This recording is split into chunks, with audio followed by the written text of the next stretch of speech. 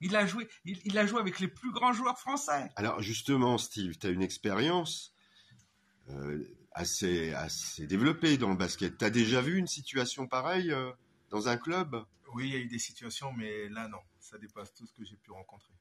Oui, parce que là, on n'est plus dans le sport, on est dans la politique, on est dans autre chose. Ah oui, complètement. Parce que moi, ce que j'aime, c'est le terrain.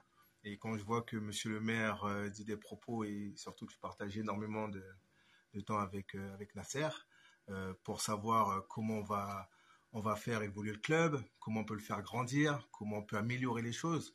Donc, on se voit régulièrement, on discute. Et quand je vois de tels propos à la télé, c'est inadmissible. Ouais. Ça mine un peu le moral quand même. Ben, ça écorche un petit peu. Ça casse ce qu'on essaye de construire. Voilà. Moi, je pensais que, en arrivant à Trappes, quand il est passé, que c'était un meilleur sportif, et quand il a dit qu'il venait à Maillé, moi, ça fait 4 ans que je suis là, ça fait 2 ans que j'ai la Nationale 3, mais je crois même pour la réserve, il y a 3 ans, je n'ai pas vu monsieur le maire dans les travées de Maillé. Ne serait-ce qu'à l'entraînement pour dire bonjour, que vous êtes le nouveau coach, ou voilà, on se présente. Alors encore moins au match, parce que c'est important quand même pour nous, les structures, de voir monsieur le maire nous soutenir. Et quand j'entends qu'il était là, non, c'est pas vrai, il n'était pas là. Oui, toi, tu l'as jamais vu, en tout cas. Je l'ai jamais vu. La seule fois où je l'ai vu, parce que je joue quand même au basket, j'aime le basket, je joue en ancien le dimanche matin, pardon. Et je l'ai croisé une fois le dimanche matin. Donc, il vient nous voir jouer, il vient voir les anciens. Et ce que moi j'ai trouvé regrettable, c'est parce que il exclut la Nationale 3 et il va voir les anciens. Alors que la Nationale 3 et les anciens font partie du club. Et les jeunes, voilà. Donc, s'il peut se déplacer le dimanche matin pour les voir, il peut venir nous voir quand même le samedi soir. Pour nous soutenir, au moins. Ouais. Alors, je vais poser une question au capitaine de l'équipe. Alors, il n'y a plus d'argent. Comment vous allez faire s'il n'y a plus d'argent pour jouer? Comment on va faire? Bon.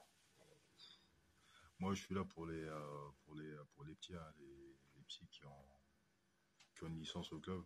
Moi, je suis là pour eux. Après, s'il n'y a plus d'argent, bon, je sais pas, on verra bien. Moi, en tout cas, il est hors de question de laisser le club comme ça. Comme Nasser, il a dit, il y a une histoire derrière tout ça. Ouais, c'est un héritage auquel tu tiens, quoi. Exactement. Il est hors de question que voilà, quoi.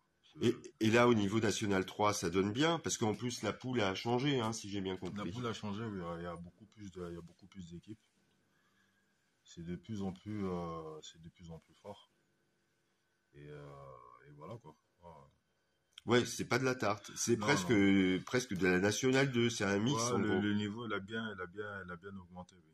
Le niveau, c'est plus comme avant, parce qu'il y a beaucoup, en National 3, il y a de plus en plus de joueurs, des anciens pros qui descendent en National 3, qui jouent dans des équipes de National 3, ce qui fait que le niveau, automatiquement, il est élevé, quoi.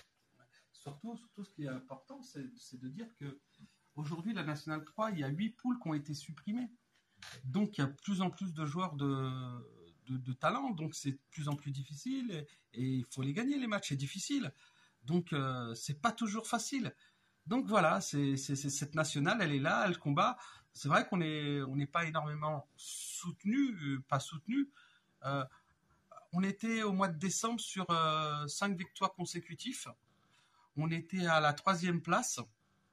Et à partir de janvier, on a un petit peu dégringolé parce qu'avec tous les problèmes qu'il y a, les problèmes de subventions qui viennent pas, le club, c'est tout l'édifice du club qui risque de se casser, bouge, quoi. Qui se casse, évidemment. Donc, imaginez, vous avez tout un staff technique, les préparateurs, l'entraîneur, tout ça. Donc, on leur dit, les gars, pour l'instant, les primes, on les touchera pas. En gros, c'est comme quand tu achètes une maison, ça y est, tout est bon, t'as dit ouais pour le prêt ça passera, et puis tout à coup on te dit bah non, ça passe plus. Voilà. C'est ça. Et on a de la chance que les joueurs acceptent quand même de jouer, parce que c'est quand même. Oui, c'est ça que j'ai trouvé remarquable dans nos conversations. Oui, les joueurs, Steve est toujours là, Rudy est toujours là, les joueurs sont toujours là.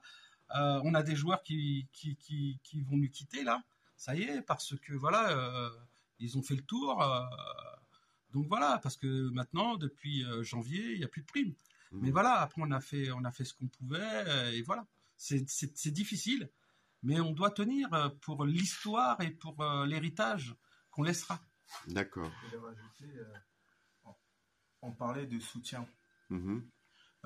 C'est vrai que j'ai fait une carrière de joueur. Après, je me lance dans la carrière de coach.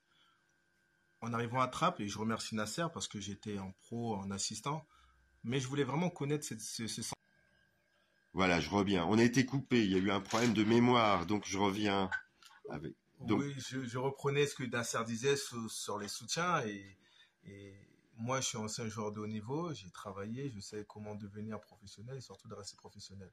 Et ensuite, une fois que ça s'est arrêté, j'ai passé mes diplômes et maintenant, j'apprends le métier de coach. Maintenant, j'ai envie de progresser et j'ai envie de durer.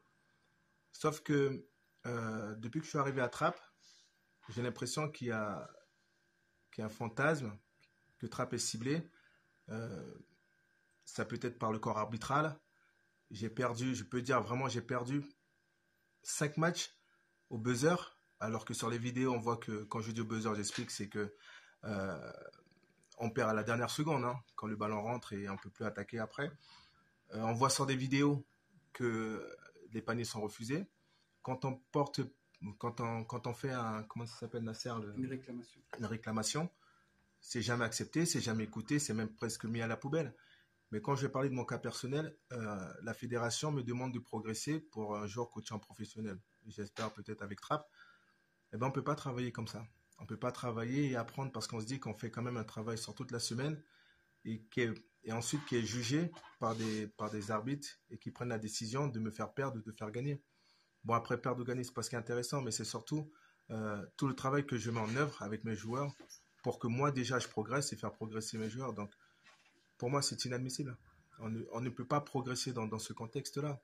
Donc, oui, il y a la pression du jeu avec des arbitres qu'on trouve pas forcément toujours juste, donc on se pose des questions. Et puis, alors si en plus il y a une pression politique derrière d'un maire, où va-t-on, quoi? Voilà, donc on n'est pas encouragé dans la progression d'une part personnelle et d'autre part d'une équipe. Parce exactement. qu'effectivement, c'est bien d'être en National 3, mais faut avoir l'envie de progresser en National 2 ou au moins se maintenir en National 3. C'est le but. Le but, c'est de grandir. Et comme j'ai dit, j'ai envie de grandir. Et Trappes a déjà été en National 1, donc c'est pas quelque chose qu'ils vont découvrir. C'est quelque chose qu'ils ont connu, maintenant différemment. Et comme disait mon capitaine Rudy, le niveau a tellement évolué à cause des arrivées massives des joueurs étrangers en première division. Donc tous les bons joueurs français dégringolent d'une division, de 2 divisions et voire de 3 divisions. Donc on va les rencontrer. Ça donne un championnat un peu plus dense. Donc on doit, nous, entraîneurs, trouver des stratégies. Il y a un autre danger après, c'est les équipes nationales. Exactement. Parce que si les étrangers, entre guillemets, jouent dans toutes les équipes du club français, eh ben on trouve plus personne au niveau national. Il s'est passé un peu le même problème au niveau du rugby. C'est pour ça qu'on avait des gens de qualité, avec des grandes qualités individuelles, mais au niveau collectif, ça suivait pas parce que dans leur club, ils jouaient pas. Voilà. C'est ça. Donc c'est pour ça qu'il faut arrêter de... Moi, je prends plaisir à coacher à Trappes. Nasser m'a donné l'opportunité de coacher les minimes quand je suis arrivé en 2020. Ensuite, j'ai eu la réserve. Ensuite, j'ai eu la Nationale 3. C'est ma 2e année. Mais sans oublier les gamins. Sans oublier le vivier. Parce que, comme disait Nasser, on a quand même sorti 10 pros. Et même, je dis 10 pros, je dis des chiffres, mais il y a sorti des pros. Sur le parquet, j'ai rencontré des joueurs qui sortaient de Trappes. Donc, voilà. Donc, Trappes a une histoire. Et moi, je me dis que je peux faire partie de ces histoires et puis de continuer à sortir des gamins. Mais on ne peut pas travailler sans le soutien d'un maire, on ne peut pas travailler sans le soutien de la fédération et d'arrêter de fantasmer sur une vie de Trappes ou de s'inventer une vie à Trappes parce qu'on y vit. Donc moi, j'ai aucun souci. Mais par contre, où je déplore, c'est qu'on ne peut pas travailler dans ces conditions. Ça, c'est vraiment déplorable. Alors à qui je vais laisser le dernier mot? Moi, il y a une chose qui m'avait chagriné aussi.